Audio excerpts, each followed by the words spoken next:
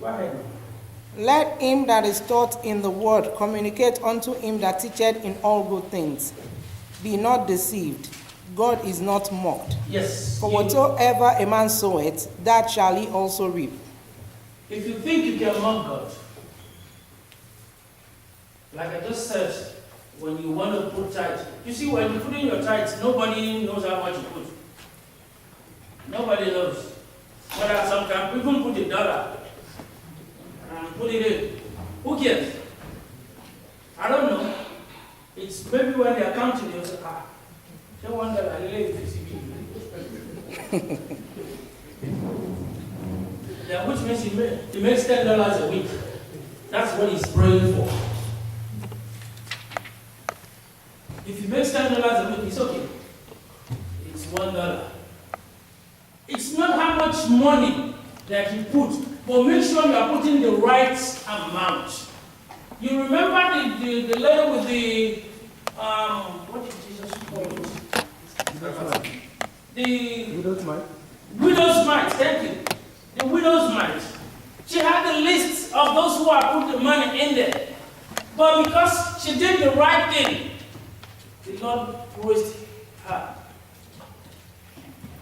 Do exactly how it is commanded.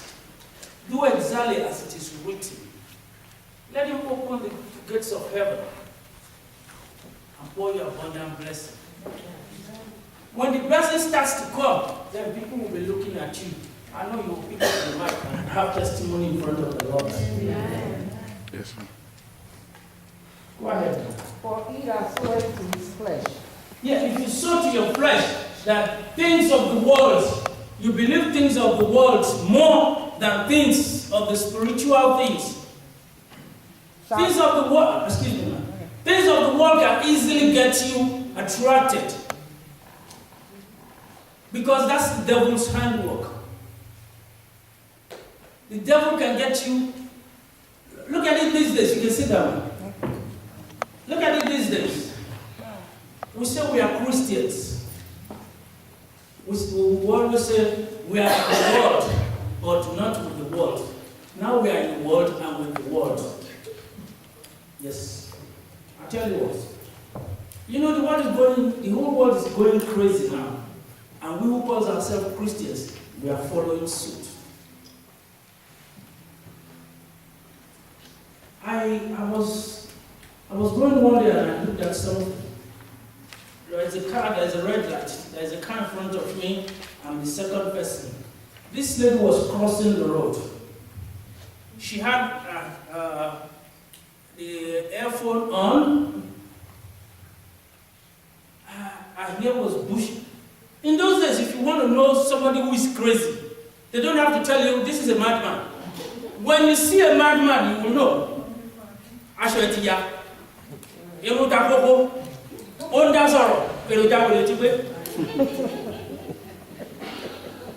Now it has become a fashion, and we who are Christians will follow it. She had her hair so bushy, I was about to stop her. There's no baba around you. The hair was so bushy, unkept, and everything. Come on in, let them come in, let them come in. Oh, I'm sorry, I didn't know. The hair was so bushy. She was on the phone. The light has turned green for us to move. The car in front of me was beeping the horn. She couldn't hear because she had the earphone on. I said, I wish it was in Lagos. So look at it this way. I said, dressed. You can imagine the jeans all torn. You've seen those jeans before. I'm not saying you can't do fashion. But fashion must be done with moderation and with common sense. Everything was torn. You can see everything. That is not my problem. My problem is, why are we who call ourselves children of God? Why do we wear those kind of clothes into the house of God? I want to pray to God. You want to ask God for something. And you believe God will listen to such dressing in His presence. You are almost open, especially a woman. I could tell you one thing. I'm sorry, my mothers. It's more on women than men. If you see a naked man going on the street in a minute now, very few people will look at him. But let's say a naked woman going, you have to call, hey, already, wow. That's it, that's what is going to happen. So why are we, who comes to the house of God, why are we coming in a fashion that is not Christian-like? Let's just put our stand. We are a good word. Don't uncover your nakedness. That is why they said it's called private part, it's not a public part. Why do you want to do that? Keep things in where it should be. That's why when the children of Israel, when they were going into, when they wanted to go and meet Moses, he told them, make sure tell them to bath and clean. Because cleanliness is secondliness to godliness. Don't come into the church with all these chattered things and all these things. Let us look at ourselves and let us be our brother's keepers. That is what the Lord told us.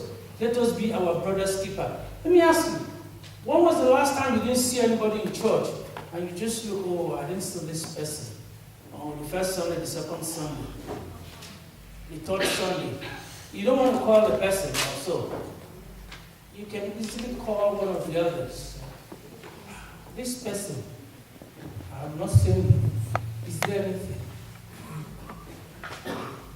We might be having some problems. Sometimes, talking to each other, keeping things together, talking and knowing what is happening, it's a kind of therapy to the mind.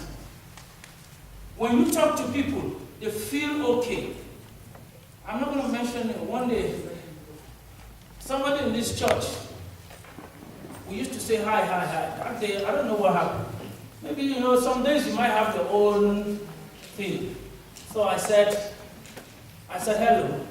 Normally, he would laugh at me and do this and that. Or he just said hello and he went by. It's like, the same thing I was seeing him do. The first thing is that, what did I do to this guy? I knew nothing happened. The next day, few minutes later, I saw he was still the same thing. After the service, I just called, are you okay? He said yes. But the tone in his voice tells me something is wrong. And I was even joking. I called the wife. I said, what did you do to this man, my friend? He said nothing. He said it's going to be okay. The next day, we left.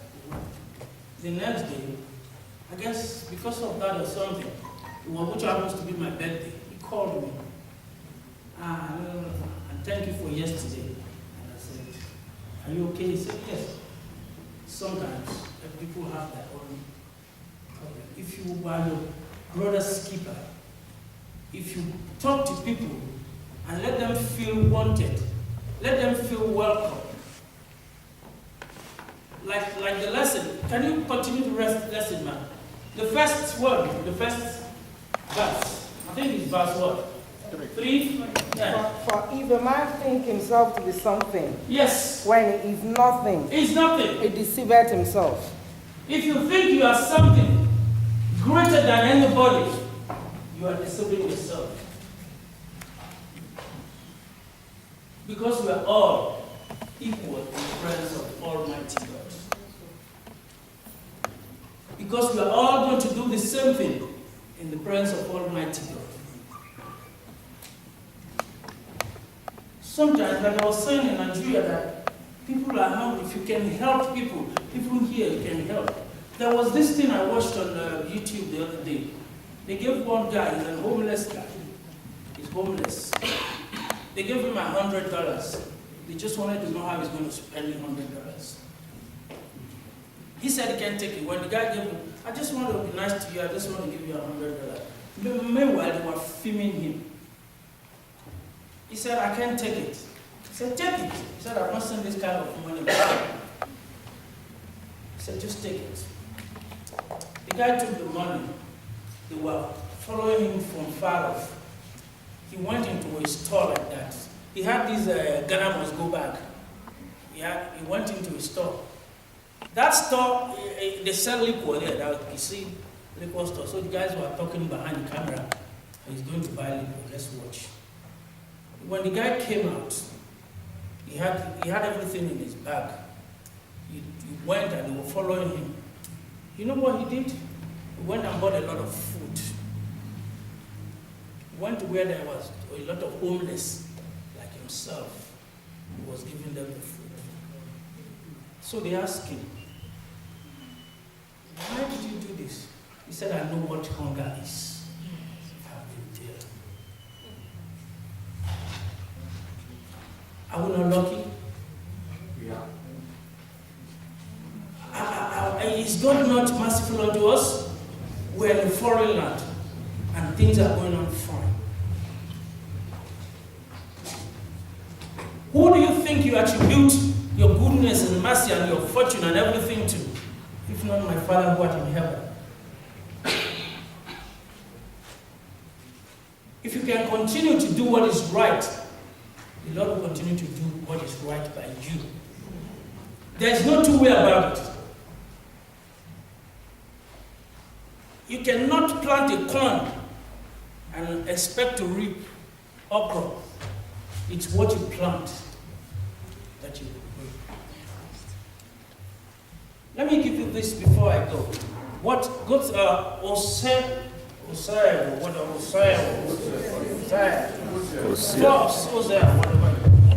I think it's 6, right? From verse. See what the Lord told him. Hosea 4. Start from verse 6. Hosea 4, verse 6. My people are destroyed for lack of knowledge. Because that is one thing I told you. Lack of knowledge. Like I was saying about the people with the tithing, don't listen to them. Listen to what God told you. Go ahead. Because thou hast rejected knowledge, I will also reject thee, that thou shalt be no priest to me.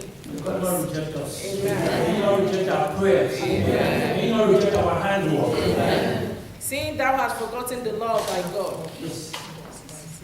That's sad. Go ahead. Anyway, I'm going to skip that. As they were increased. What is it? No, because it's the battle. Huh? We don't want our children to be forgotten.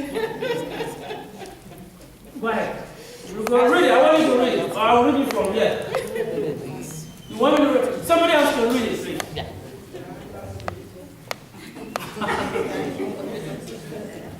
It's not a curse. It's a warning. It is not a curse. The Lord is not cursing you. Until you do something wrong that He will curse you, He's just warning you. That is why most of the time they will say, you are judging. Sometimes we do not judge you. I'm just telling you what will happen if you don't do according to the injunction of God. If you can read it, it's good. There is nothing. The Lord is not cursing you. He's just warning you. It's a warning. Do you read when they're doing the naming ceremony? Do you read down and see what it says? That if you don't do it, what will happen? It's just a warning. Okay, go ahead. Read what you can.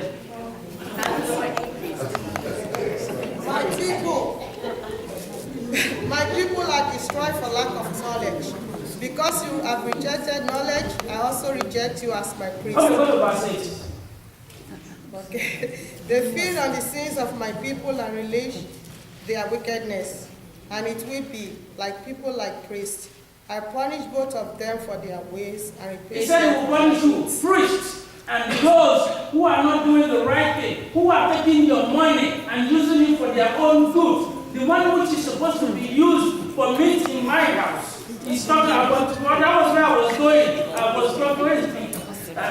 He's talking about the priests. He's talking about the priests. So if the priest is doing it, leave the priest, let him eat the money. He is going to answer to God in the day of judgment. That's why I want you to read that verse. That's verse 8. That's why I want you to read it. So don't worry about it. Pay what the Lord has commanded you. Make sure your 10% is correct. And everything will be fine with you. May the Lord bless you. May the Lord keep you. May He make His face to shine upon you. The new year will be a year of blessing. Thank you. God bless you.